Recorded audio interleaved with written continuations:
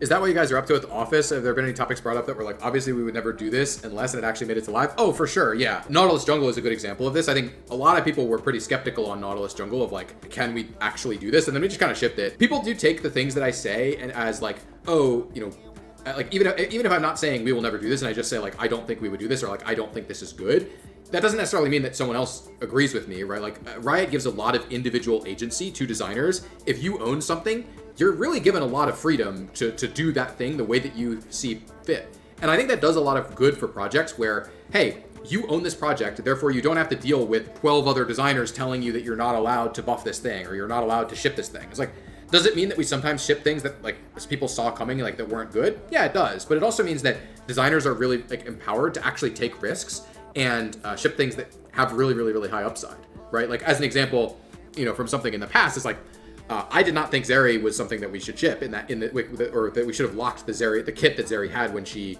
got her kit locked. And I think I've been pretty validated by all the things that I said and like the way that ZERI turned out on live. But that doesn't necessarily mean that I think that we should have a structure where like I could have just said, August, you can't ship this, right? It's like I think it was fine that he was willing to take that risk, and it didn't play out in ZERI's case, I would say, super well. Obviously, she needed a lot of changes to even be like a real champion in League of Legends. But overall, though, I think that structure makes a lot more sense than a really risk-averse structure. Because as this is a famous quote by Mark Rosewater, who's I think maybe the world's most famous game designer. He's like the lead designer of Magic. Is you should always be more afraid of boring your players than anything else. Or I don't remember the exact statement. It's basically like you don't want to like you can't get your game into a state where you're never taking risks. Basically, that just isn't going to work, right? That's when you release stuff like Homelands and Magic. It's like, oh, we didn't take any risks. Also, this set is boring, right? There's nothing interesting about this because we took no risks, right? So, I think it's good that we're willing to take risks, even if sometimes it's risks that people did correctly predict would not play out correctly.